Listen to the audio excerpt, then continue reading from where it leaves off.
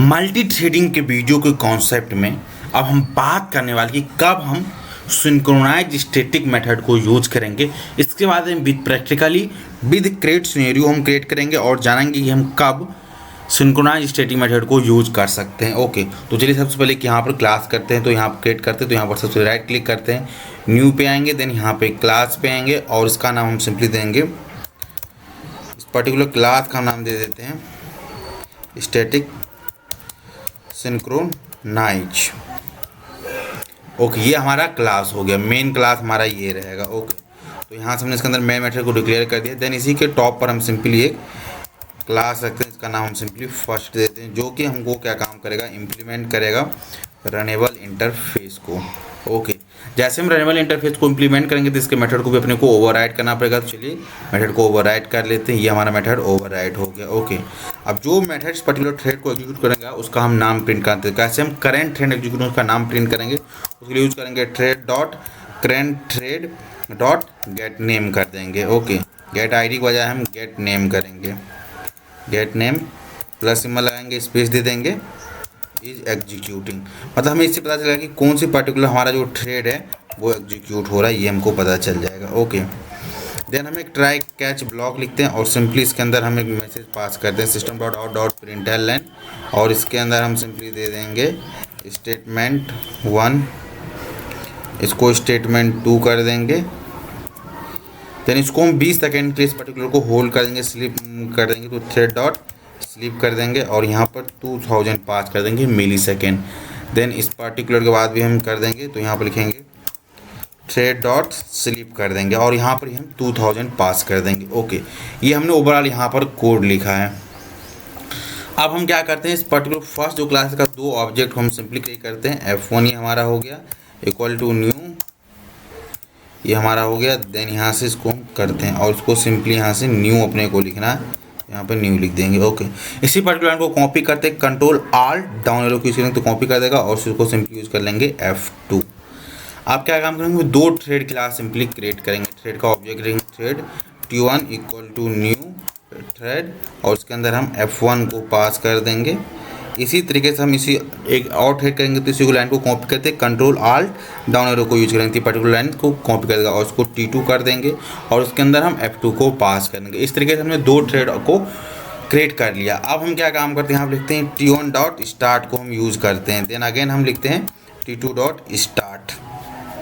अब हम चाहते हैं कि प्रॉपर फॉर्मेट आउटपुट मिले कि पहला हमारा थ्रेड 1 चले देन थ्रेड 2 चले, ऐसे अपने को प्रॉपर सीक्वेंस में आउटपुट चाहिए। ओके, तो सिंपली यहाँ से क्लास पर हिट करते हैं और वेट करते हैं। देखिए यहाँ थ्रेड 1 हो गया, थ्रेड 0 भी स्टोर हो गया, स्टेटमेंट 1 2 3 ऐसे हमारा करके आ रहा आउटपुट, मतलब एक प्रॉपर फॉर्मेट में आउटपुट नहीं आ रहा, इनकन्सिस्टेंट वे में हमारा आउटपुट है। तो कंसिस्टेंट वे में लाने के लिए हम काम करेंगे कि सिंपली हम इसको जो हमारा पर्टिकुलर मेथड जो था उसको हम सिंक्रोनाइज कर देंगे, सिंक्रोनाइज मेथड कर दिए। ओके, तो देखिए हमारा मेथड ये सिंक्रोनाइज करा। अब हम चेक करते हैं कि हमारा आउटपुट अपने को प्रॉपर फॉर्मेट मिल रहा है कि नहीं मिल रहा है। देखिए थ्रेड 1 भी एग्जीक्यूट हो रहा है, स्टेटमेंट 1 स्टेट 2 भी एग्जीक्यूट हो रहा है।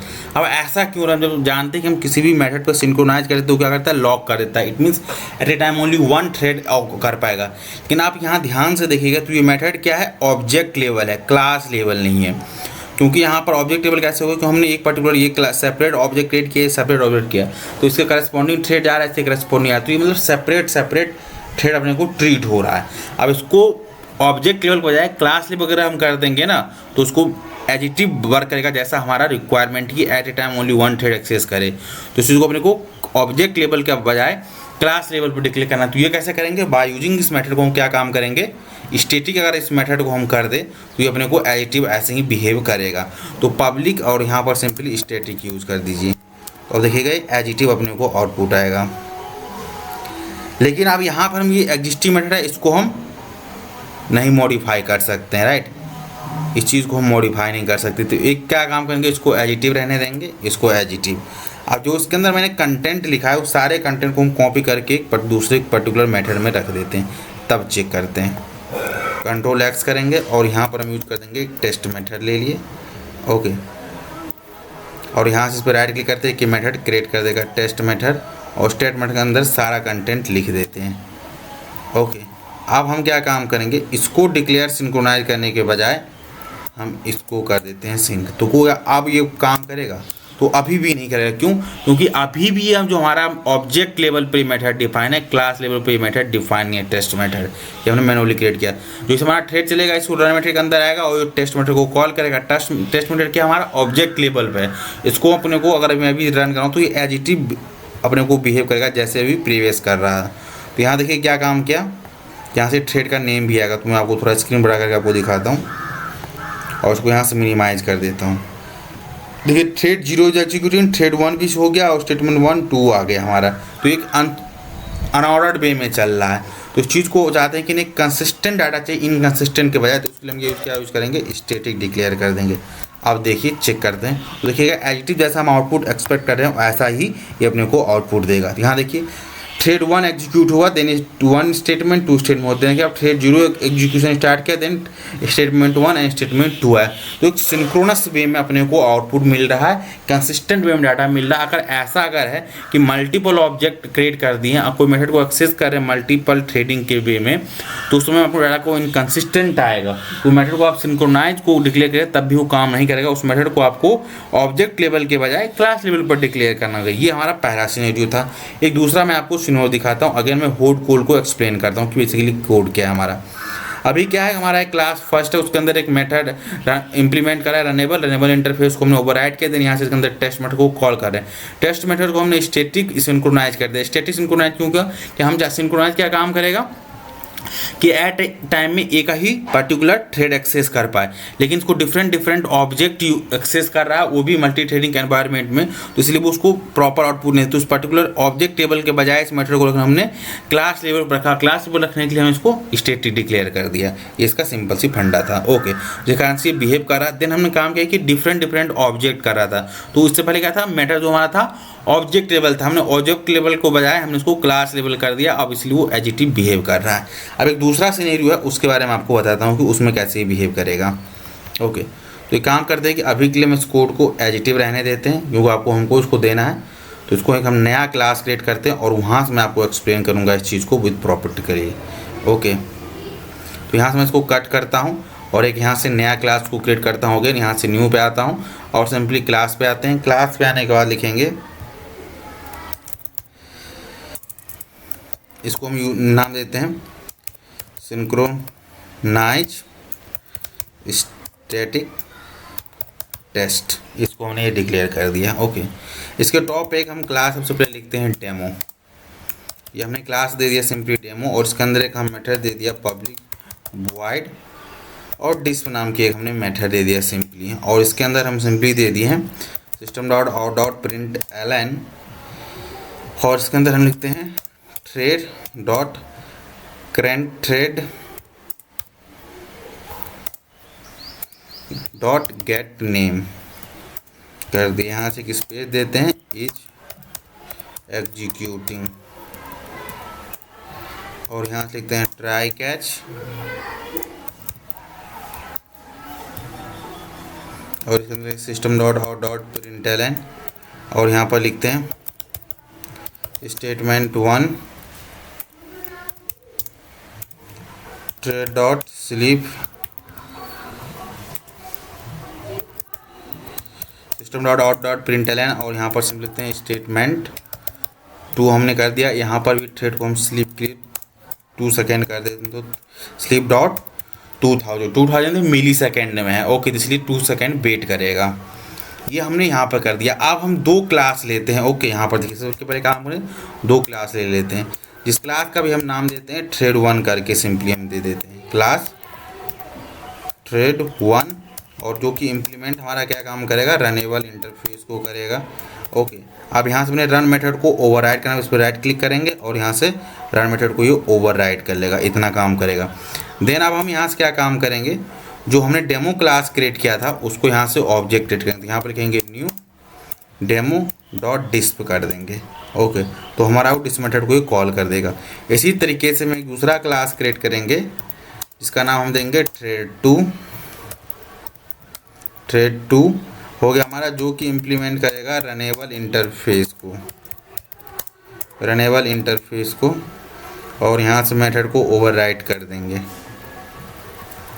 ओके, और यहाँ से इसको कंट्रोल डी से करते हैं डिलीट, और यहाँ पे लिखते हैं न्यू, और उसको हम डेमो लिखते हैं, डेमो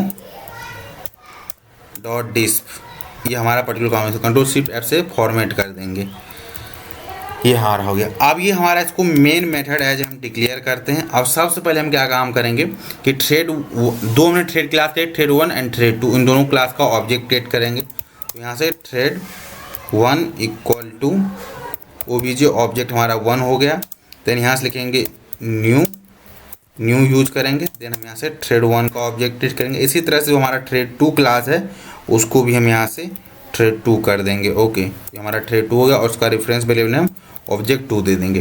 अब हम क्या काम करेंगे, थ्रेड क्लास का ऑब्जेक्ट करेंगे जो हमारा मेन थ्रेड प्री डिफाइंड होता है उसको, और यहाँ लिखेंगे T1 इक्वल टू न्यू, और इसके अंदर हम जो है थ्रेड OBJ1 का रेफरेंस पा देंगे, जो बेसिकली हमारा क्या है क्लास फर्स्ट है, उसकी हम यहाँ से रेफरेंस को पास कर देंगे।